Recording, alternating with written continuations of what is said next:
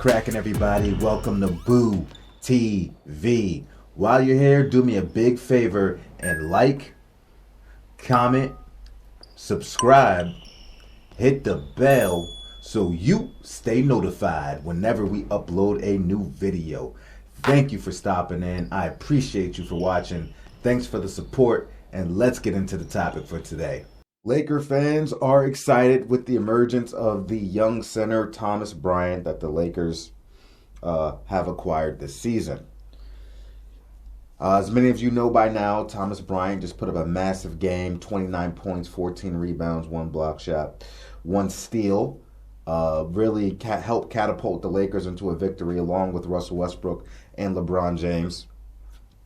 They really came through with this big three energy, and he's really flourishing off Russell Westbrook's and LeBron James's playmaking abilities. They're really finding him, pick and pop, pick and roll, and he's also giving them extra possessions, extremely active, grabbing rebounds, moving his body, moving bodies out the way, finishing around the basket, nice little touch around the basket, and can finish strong. I like what we got, but it got me thinking.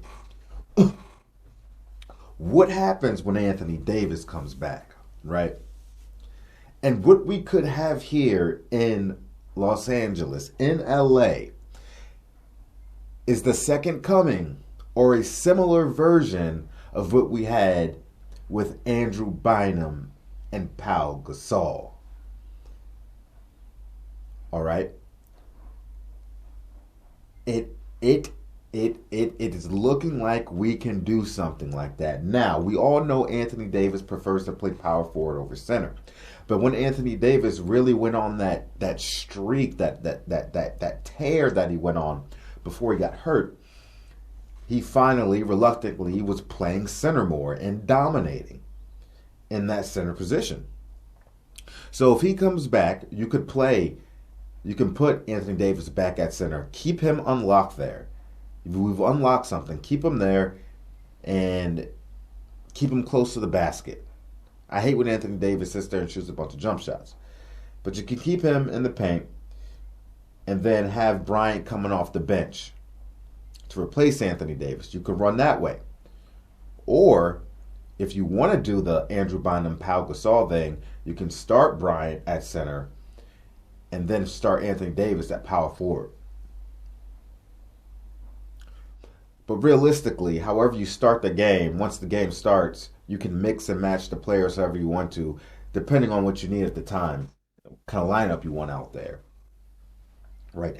I see an Andrew Bynum, Pau Gasol second coming here. With Bryant, Thomas Bryant being more of an Andrew Bynum, I see some similarities in their game.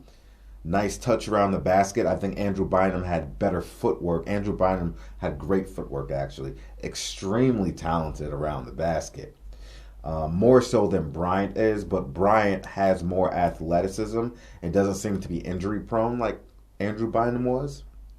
They both can shoot the nice little mid-range jumper. Yes, Bynum could shoot it, but back in that time, he didn't shoot a bunch of them because the league hadn't turned into that stretch, big man shoot 'em up league that we have now today. So I see some similarities in Bryant and Andrew Bynum's game. And then that would compare Pau Gasol to Anthony Davis. Now, of course, Pau Gasol is not the defender Anthony Davis was, by no means. But as far as a big man having skills, can dribble the ball, can pass the ball, has a nice little hook, can play face up, can play posts, can stretch the floor. Pau Gasol and Anthony Davis are very alike in that way. And we could very much have a second coming of Pau and Andrew Bynum, baby. But with LeBron James and Russell Westbrook. See, it was just Pau, Bynum, and Cole. But you get Thomas Bryant, AD, Westbrook, and LeBron James. What? I see it. And they don't have to start them both. You can have Anthony Davis starting at center, which might be a better option. Anthony Davis goes to sit. Bryant comes back in. When Anthony Davis comes back off the bench, you can still keep Bryant off the floor, or you can still keep Bryant on the floor, keep him at center, and then let Anthony Davis play a little bit of power forward if need be. But you can have that twin tower effect. You really can. You really can. Pau Gasol is a better passer. Pau Gasol is a phenomenal passer. Better passer than Anthony Davis. But Anthony Davis was a better defender. But as far as mid-range jump shot, they both were pretty solid. I think Pau Gasol, probably more so than Anthony Davis, was a better mid-range shooter. Pau Gasol didn't shoot a lot of threes, but he did attempt them every now and then, and he would make them. But they both can finish very well in the paint. And I love to used to watch Anthony Davis and Pau. I used to love to watch Pau Gasol and Andrew Bynum pass to each other. The big men making passes around the basket or into the paint. They both, Bynum could pass too. Not like Powell, but he could pass. I used to love watching them two pass to each other, man. I love bigs. I love bigs, man. I love players that play big.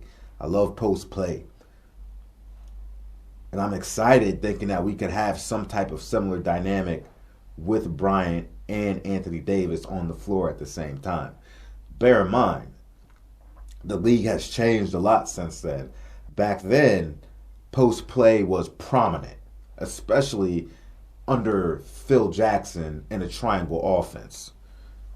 Post play was the way to go, the strategy. Nowadays, not so much. So while they may have instances of doing that, it probably won't be the regular, right? Right, you get across half court, dump it into your big first, see what happens later. You know, dump it into the big, get the offense initiated. Or at the time, Kobe Bryant would post up as well.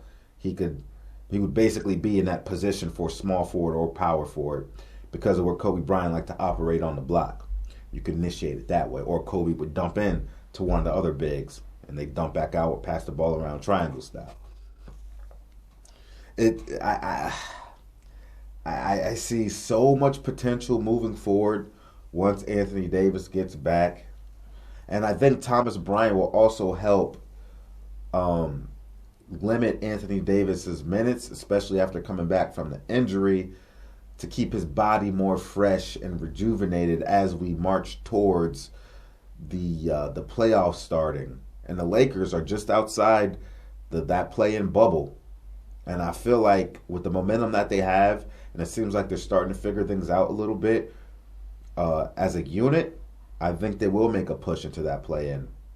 And it'll be a team that you don't want to see if they continue to figure things out. They're stepping up on their defense. Bryant is going to be a big part of that, along with Anthony Davis. Can you imagine the rebounds and the block shots they're going to be getting with Bryant and Anthony Davis in the lineup at the same time? It's going to be hard to get anything in the paint. They better start shooting up them three-pointers. It's gonna be interesting to see the adjustments in the lineups that the Lakers can play around with these two bigs at their disposal. But like I said, it really strikes me. I'm just thinking about it. I was like, ooh, Andrew Bynum Pau Gasol version 2? Let's go. Ugh. But like I said, we'll see. We'll see how everything pans out. What Darvin Ham's coaching decisions and the coaching staff, what their decisions will be moving forward when Anthony Davis returns, how they want to handle this. It will be interesting. But they have a lot of different options. And having options is a good thing. The Lakers are right where they want to be. Are right where nobody's really running away in the Western Conference with it. Like, there's no runaway world beater team in the Western Conference. You know what I mean? So anything is possible. Y'all let me know what you think about it. Do you agree? Do you disagree? Either way, like, comment, subscribe. Hit that damn bell, stay notified. And I'll catch you guys on the next one. We out, baby.